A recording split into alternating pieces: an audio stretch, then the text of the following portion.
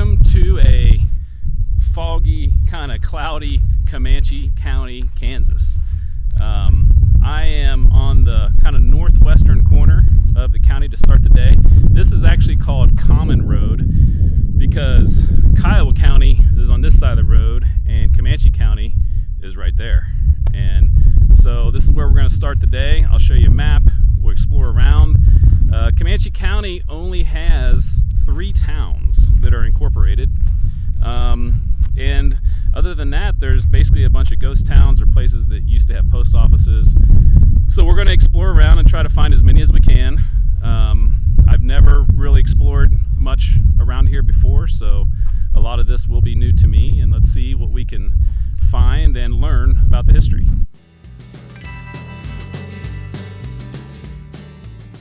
Comanche County is one of the more sparsely populated counties in Kansas, with just over 1,600 people in the entire county, most of which live in 2 towns, Coldwater and Protection, Kansas. And so it's got a kind of an interesting early history. It was organized politically in the 1870s. And you can imagine being this far out where there really weren't, probably roads, wasn't a railroad, and there were some people that organized the county, and they maybe were a little bit shady in what they did, saying that there were hundreds of people, maybe even a couple thousand people that lived here, and there wasn't anyone that lived here. And so they were able to get some bonds and things like that, and then they were found to be fraudulent. So the early kind of decades of the county, where there was very little people here, it was kind of filled with turmoil. And the early population figures, who knows if they're accurate or not. And then the population did grow, and then it's gotten smaller and smaller and smaller. And I think it's something about it, depending on the census, it's in the top 5 of the smallest counties in Kansas.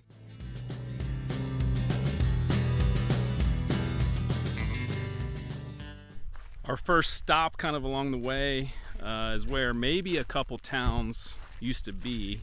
They're no longer here. I found a house near where I've kind of estimated where it could be. The first town was called Shep or Ship, spelled both ways. Post office in the late 1800s for a few years. There was a county surveyor with the last name Shepherd, and I think some people think that's how it got its name, Shep. And then it was maybe misspelled. This was pretty common, actually, back in the day. An E looked like an I. Everything was handwritten, and so the name became Ship in some places. So Shep or Ship had a couple dozen people, but generally very small. And then also kind of, I think, closer to right where I'm at. And I think Shep or Ship was just maybe a mile or a couple miles north of here. There's probably not a road that goes there anymore. But right around here would be what Granger, the town of Granger would have been. And it also did have, 25 people or so at its most popular, and a post office. And more than likely it was just a post office in someone's home, and it was the gathering place. You had to have somewhere for the mail to go, and when there weren't towns far away, you had to have some place to kind of centrally locate for the farmers and the ranches. So Shep or Ship in Granger, somewhere in this vast area.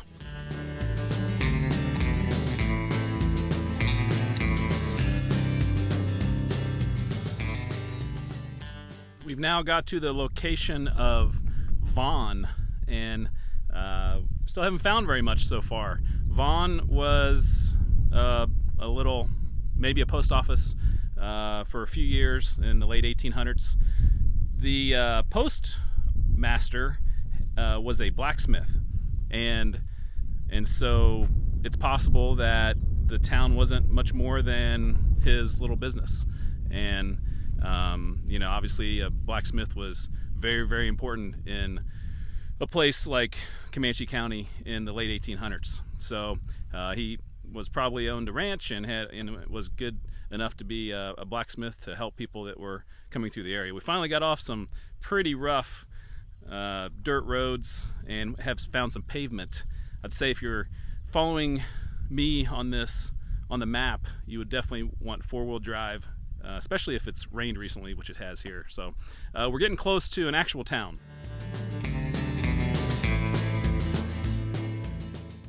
I've arrived to Protection, Kansas, and I'm standing here in front of the old high school, which I think now is an elementary school. It's actually on the National Register of Historic Places. Very beautiful high school, and Protection has a lot of old buildings.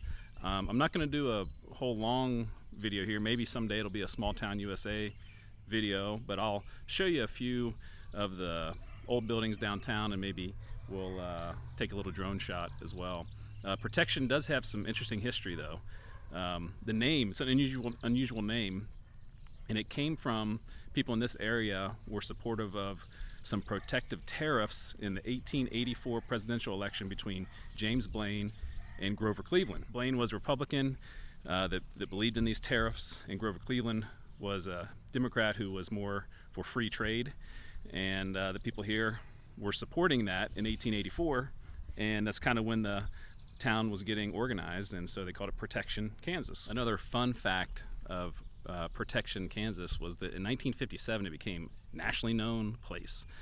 The National Polio Foundation chose it as the center for free distribution of the Salk vaccine shots for polio, and it became 100% protected from polio. Citizens of Protection, Kansas are really getting protection. The tots are the first to face the Salk vaccine needle. This miss isn't quite sure about the whole thing, but, well, it really wasn't so bad. Next. Double trouble, but the twins don't seem to mind. Don't even grind their teeth. Gideon Bison of Oklahoma and his dad, a medicine man, are putting the Indian sign on polio as they join the Protection drive. Cool to find little towns like this and find the kind of the quirky history in it. You know, it had over 1,000 people and in the early 1900s, and now is right around 500. So certainly, you know, there's two large towns in Comanche County, and this is the second largest town. A lot of history here, and a pretty cool place to visit.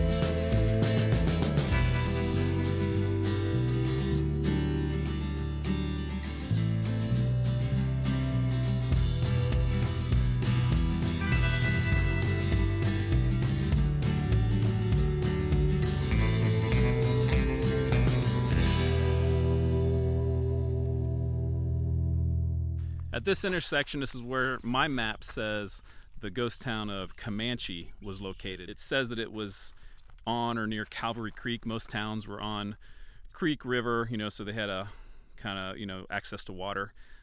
Interesting history. It was actually the original place in this area was called Satanta, I think. At least that's what it spelled like.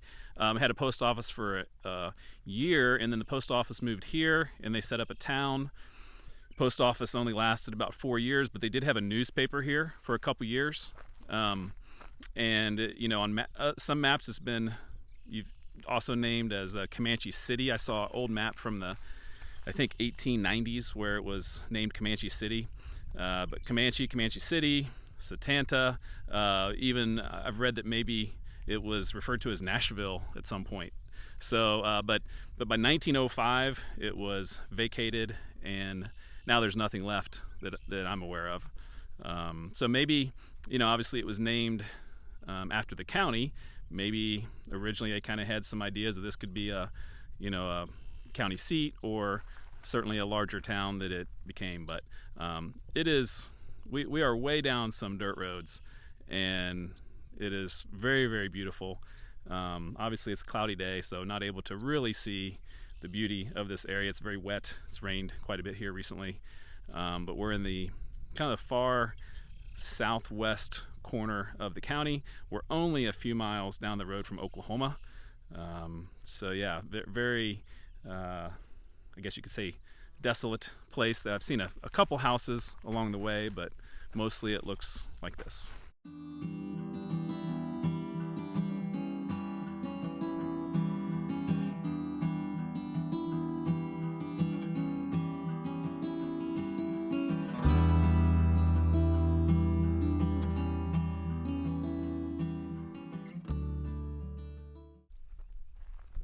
Pulled off the side of the road here because I saw this.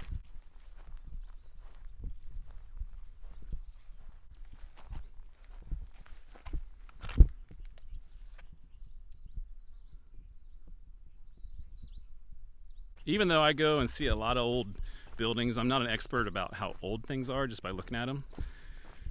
Maybe somebody watching this is an expert. How old is that building? Obviously this was probably a house on a farm, just sitting here along the road in Comanche County now.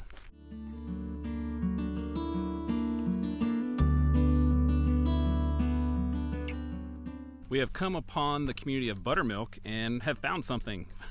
There's a lot of these places don't have anything, but there's a church here in Buttermilk. Buttermilk, the way the name came to be was kind of funny. There was a guy named Albert Euler who started a threshing rig in this area and hired a blacksmith named Mr. Winningham. And Mr. Euler would bring Mr. Winningham buttermilk. And apparently Mr. Winningham loved the buttermilk and would consume it in large quantities, and his nickname became Buttermilk Winningham.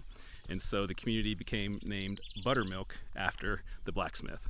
And so I think they had a store, they had a blacksmith. Obviously there's a church here now. I don't know about if the church was here in the 1800s, but never had a post office. It was just a trading post out here in Comanche County. And the other interesting thing is, you see here behind me, behind my shoulder, is a sign. I've seen these in a few rural areas and counties I go to, and I'm pretty sure what it is just tells you how far to different people's ranches or houses or where they used to live. And it's falling apart, so obviously it's really old, probably had a lot more names on there, but kind of a neat thing to see here in Buttermilk.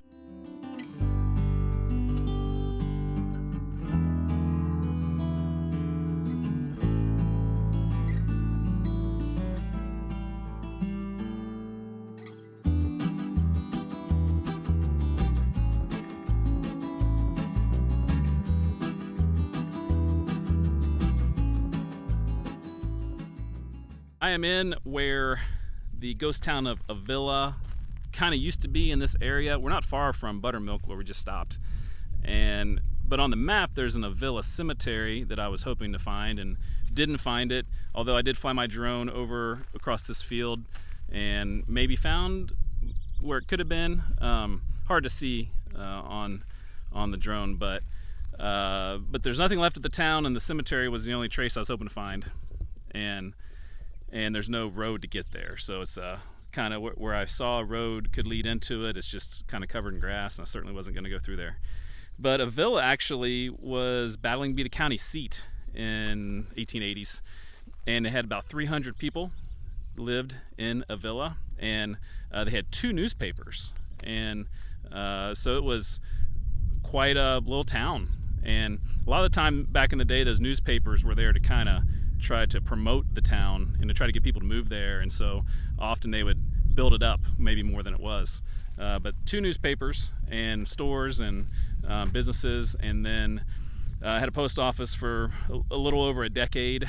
And then Coldwater, which is not too far from here, was named the county seat, and obviously people moved there. They were hoping for a railroad to come through here. Never happened. In those days, when that didn't happen, it's pretty much the death of your town. So that's what happened here. Originally it was named Buffalo, and then they changed it to Avilla. But it is a very beautiful area.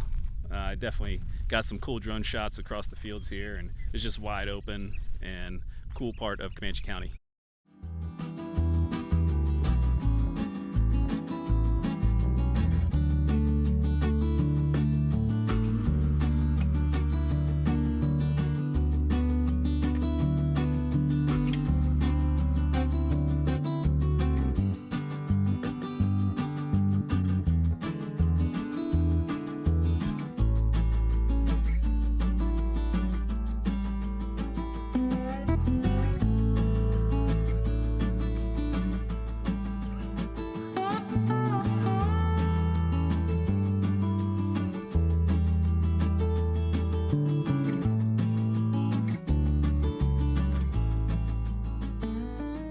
I definitely have a fascination with airports.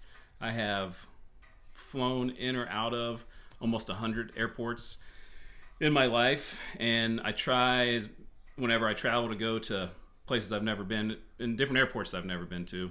I mean, I've flown in and out of airports where one person was working, but I've never flown into an airport where no one was working, and that's the Comanche County Airport.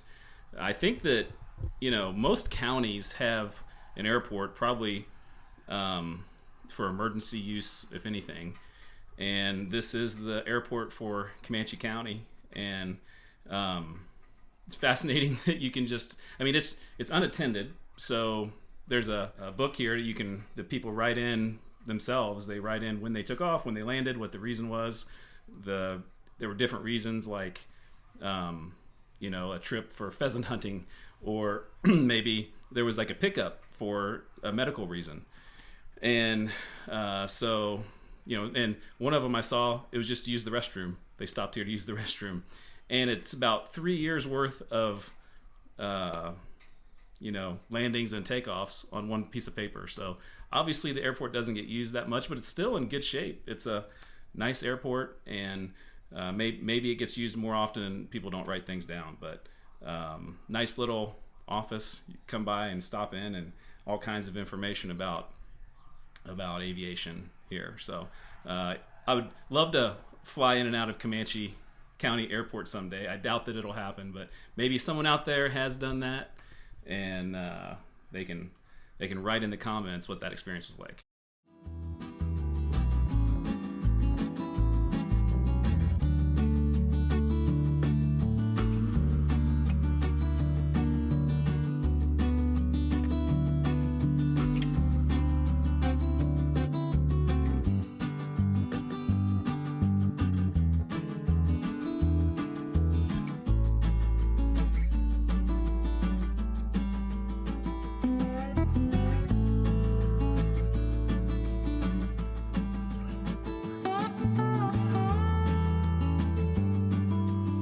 We have arrived to the county seat of Comanche County. That's Coldwater. And if you didn't see previously, I did a whole video, a Small Town USA video about Coldwater. So instead of going through and showing you a bunch of stuff a lot of you maybe have already seen, I'll put a link in the description about Coldwater, and you can watch that video. Maybe stop here, watch that if you haven't, and then you'll get a feel for it. And then we'll be heading on our way to the next town.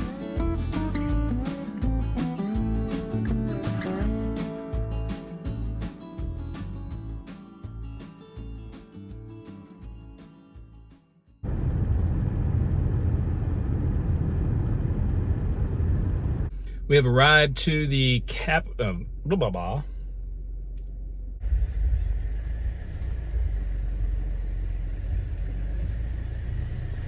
I just realized I was wearing a shirt capital